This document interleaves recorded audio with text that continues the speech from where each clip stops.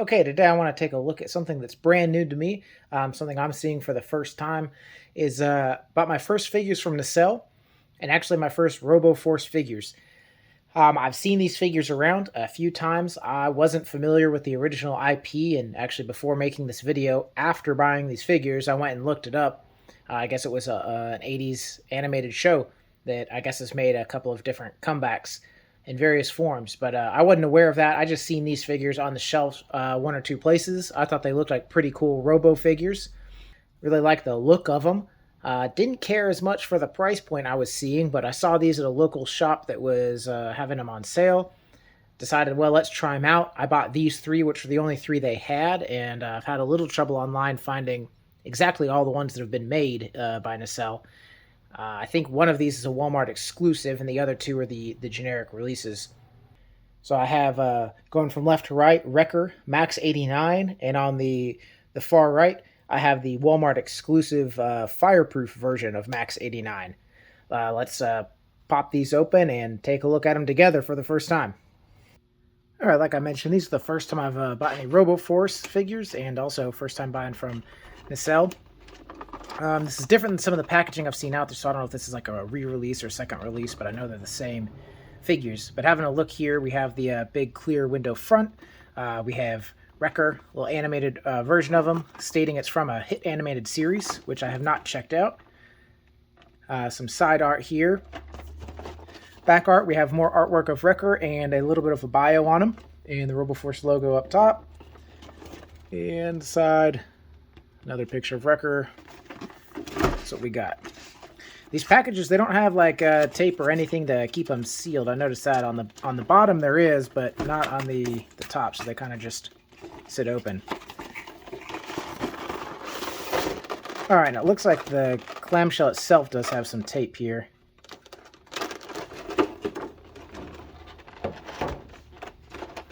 All right, now it looks like we have another tray behind. Got some tape. All right, so we have a tray here with some accessories. I'm not really familiar with the show, so I don't know if some of these might have some meaning. A little bouquet of flowers here. Kind of neat little accessory anyway. Looks like we have some kind of type of outrigger arms for them. Take a look at.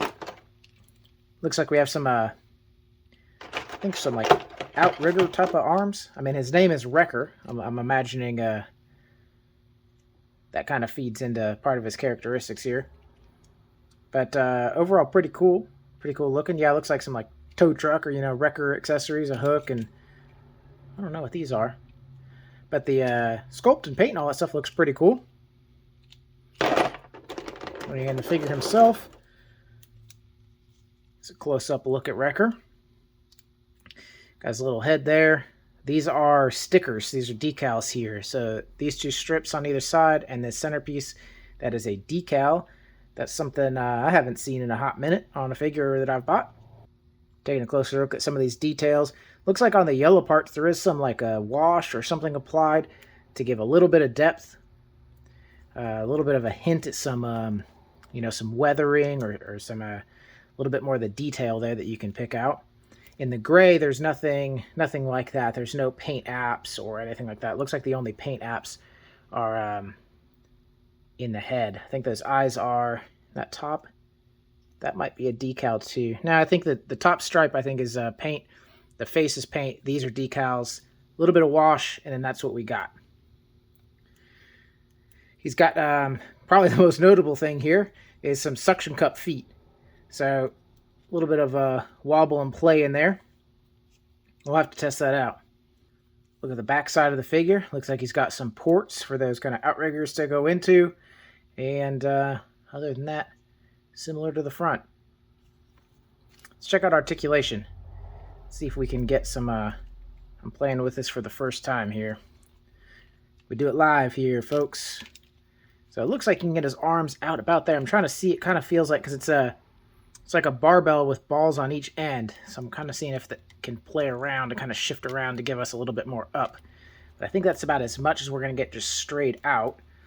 The arms feel like they'll go all the way around. Yeah, so we can get the arms to go all the way around. We can get them to go forward and open up about that far. we have a single jointed elbow. It gives us almost 90 degrees. This little thing here is static. That's one static part. And this claw is static. Doesn't seem like there's any rotation or other articulation in that claw. We do have a like a bicep swivel, so we can get that going on. Pretty cool. Doesn't look like there's any diaphragm or waist cuts. The hips are kind of a standard ball joint, so we get not really a thigh swivel, but we get a little turn on that joint. Because of the way everything is, we get a pretty good kick forward, a pretty respectable kick back. The knee kind of bends forward as well as back, and it is a double jointed, so it moves up here and down in here. So we get actually a little bit of a kick forward and about a 90 degree at the knee backward. And then we got the suction cups. But yeah, that's about it. The articulation not too complicated on this guy. Alright, we can check them out here with those outriggers kind of ported in. Probably could benefit from heat to get them in there the rest of the way. They went in alright, just kind of got tight. So probably apply a little heat to sink them in there all the way, but looks pretty cool. Beefy boy. Let's open up the other ones, and then we'll take a little bit better camera angle to kind of get a good view all the way around them. Alright, next up we have Maxx 89. Same kind of packaging, same look around. The back, a little different. We have a picture of Max and a bio specific to him there. The Force logo. And on the side, same thing, a little pic of him on the Force logo. And a nice clear window front where we can see the figure and some of the accessories. Again, no tape or anything up here. Just pop that open. Get the clamshell out. Let's cut this tape.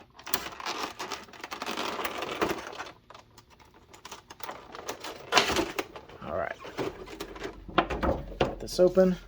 This one is just one tray. There's no second tray behind them. Looks like we have some miscellaneous kind of hose doodads that'll pour it into them. Looks like we have one replacement hand or claw here. It's kind of a claw with claws.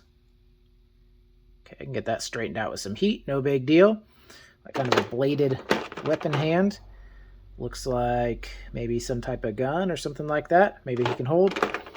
And a couple other little ported in accessories that I'll have to figure out, and we'll put on the figure and take a look at him at a second with everything put on him.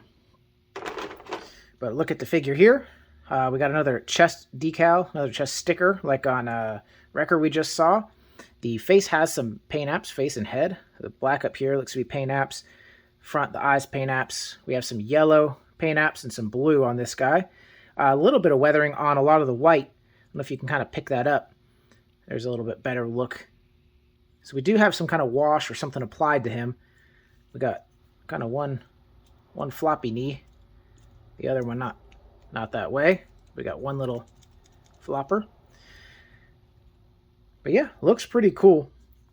Kind of reminds me of, some more old school just robot figs I would have bought as a kid, We got, these look to be double jointed elbows that get about 90.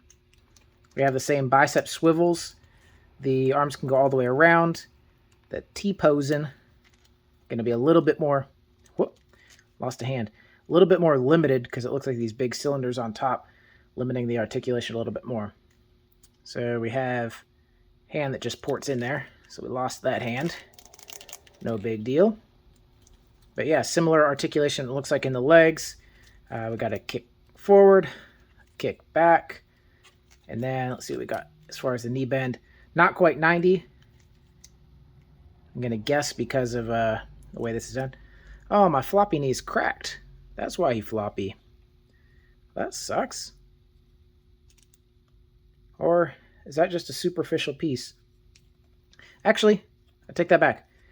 This looks like kind of just a superficial kind of capping piece. I think I'll be able to disconnect it, put some glue in there, pop that sucker back down. No, no harm. So that knee is loose, but it seems to be maybe unrelated to that. Oh well. And this guy does have a waist rotation. That's strange. Let me double check here. I don't want to lie to you guys. Yeah, unless he's really stuck. But I'm also not seeing a cut for it.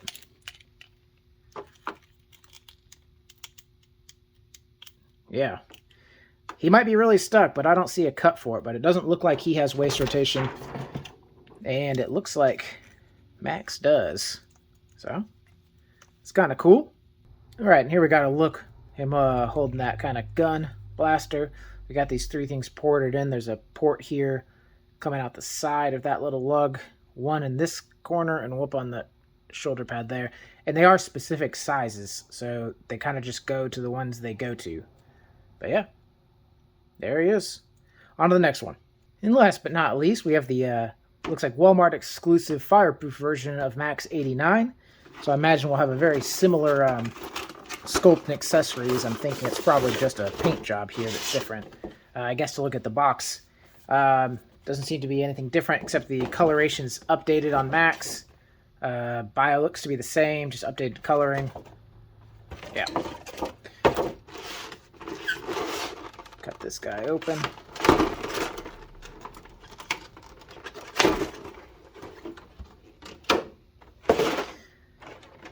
Alright, yeah, so it looks like we got basically the same package here, same accessories. It's a different sculpt. A different color. No floppy knees. That's cool. But yeah, everything else looks to be the same, but I appreciate the gold look. Looks pretty sharp, honestly. Kind of digging that gold look on him. But yeah. Alright, let's put him on the little 360 stand and take a better look all the way around him. First up, we have Wrecker here. I have the outriggers attached. He's a little off balance with those outriggers attached. They stick so far out and they weigh enough that you kind of really have to tilt him forward. Although by the time they kind of bend him back, it looks like he's standing straight up. So it looks all right. He doesn't look like he's super hunched over. It's kind of benefit of those suction cup feet. He's really gripping onto this piece of glass and not tipping over. If I had him on paper, he would be tipping over right now. But hey, all my display cases are all glass, so if you guys are like me, then you're probably fine. If not, you might have to take these outriggers off or find kind of an awkward angle for him to stand. Maybe really staggered with his legs. But it was not super easy to get him to stand straight up with these. All right, and here we have the two Wreckers. One here, the original variant, I have the pistol in, or the kind of the hand cannon type of thing. And the gold variant, the exclusive here, I put that clawed hand on. You can get some of these poses like with the foot up, kind of like that, but they're a little wobbly because of the suction cups, right? Because the cups themselves move around quite a bit. These guys aren't the most stable. Now they are holding onto that glass really well, but moving them or touching them or anything, they wobble quite a bit because that second foot that's touching the ground is, it has give to it. So kind of cool. The suction cups are a neat gimmick. I don't know if it's part of their characteristics in the show or what have you, but as action figures, it's kind of cool. I could see myself really liking that as a kid, kind of like that Masters of the Universe, the Leech, right? The suction cup thing was kind of cool, but also had its problems. But yeah, these are neat. I think they're cool little robots. Again, I'm probably sounding super ignorant to anybody that's fans of the IP or the new animated series or something like that. Maybe that's a good property to check out. I don't know. But as figures, these are kind of neat. Glad I picked them up. Let's take a look at a couple quick size comparisons. On the left, we have a Cosmic Legion's Boba Fett custom tribute figure there. And on the right, we have a McFarlane 7-inch scale Lex Luthor figure there. Standing about shoulder height to both these guys. A couple more animated figures here. We have the Premium DNA Battletoad Zitz on the left. And one of the kind of reissue of the Street Sharks Dr. Piranoid on the right. On the left here we have the SH Figure Arts Dragon Ball Superhero Gohan. And on the right, the Storm Collectibles Baki Hanma. And finally, a couple other mechs I had around. On the left, that's an old Battletech Thor figure. And on the right, a newer Joy Toy North mech suit. That Joy Toy is probably the closest in size mech I have to these Robo Force figures. Stands about the same height. Pretty neat to see them side by side.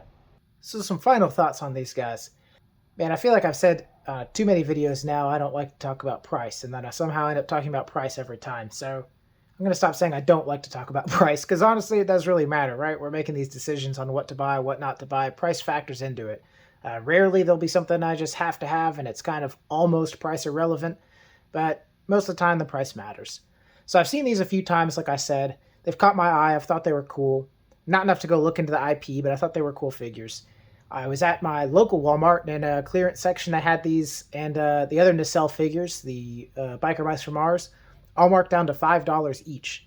So at $5 each for these 3 Robo Force figures, I didn't see much harm in picking them up and trying them out and seeing what they're all about. For $5, I figured, what's the harm? You take bigger risks buying something new for lunch every day. So yeah, I gave them a shot. I like them. They're cool mechs, cool to go on the shelf. I looked briefly online, a few places it looked like they're being sold for about $50. That I'm not cool with. I would have never paid $50 for one of these ever. I wouldn't have paid $50 for all 3 of them. I ended up paying $15 for all 3 of them, and I think they're pretty neat. That's about where I sit. These are the kind of figures that they'll make it on a shelf if I have some room. Right now I have some room, so they'll be up, they'll be displayed, probably put them with my 80s, 90s animated series stuff, and they'll look cool. And when I start running out of room, these will be some of the first ones to get boxed up and put away, or traded off, or sold, or put in storage till I get more display space. So yeah, if this is your jam, this is your IP, and I'm missing something on the IP, missing a connection to the characters, I apologize. Like I said, this is not a review of the IP or these as characters, just as the figures themselves. So I don't really have any emotional attachment to them or anything like that. So forgetting price for a second, quick pros and cons outside of that, and let's forget about that $50 versus $5 thing. Accessories are cool that come with them. I think the paint, the wash, the colors, all that's cool. Stickers I'm not a huge fan of, but it is what it is, especially... Okay, let's stop talking about price point. I was going to say especially at that $50 price point. Let's just chill out. Calm down. Yeah, $50 stickers. I don't like it. But yeah, the overall paint and wash and look to these figures, I think it's cool. The articulation is fine for these big mechs. I don't expect a whole ton out of them. The suction cup thing, pretty cool. I actually kind of like it. They are stuck to this piece of glass right now. I didn't have a way to really show it in any easy way, but I have like a smooth-faced front fridge, like a stainless steel front fridge, and I was able to stick these on there sideways, and they support their own weight. Let them sit there for a few minutes. They just stuck. So you might come up with some cool creative display options with these, maybe hanging off the side of a display case or off a window or something like that. So the suction cups are cool from that standpoint. But you want to get these kneeling poses like I have Max in over there, the white Max. It's a little difficult, and they're pretty tippy because the other foot isn't really firm. They both have a lot of give and a lot of wobble. So the suction cups in their own are a pro and a con. I got that one with a broken kind of kneecap looking thing. I'm not going to call that a con. I mean, every toy, every figure has some kind of QC issue. Maybe it's my own fault for not looking at the box. Maybe it got dropped or run over with a shopping cart. Who knows? These didn't come straight from the manufacturer, so these were at Walmart of all places, so God knows what happened to them there. Pros, the look, the paint, the wash. The cons, a little bit the wobbliness, I would say, in the suction cups. That and the lack of articulation in some of the accessory pieces, like those outriggers and, those little guns that are on Max would be cool if they were like bendy wires or something like that, but they're more static pieces. Yeah, neat figures. Glad I bought them for $15. Wouldn't have been happy to buy them for $150. That's kind of where I sit. So yeah. As always, thanks for watching. Have a good one.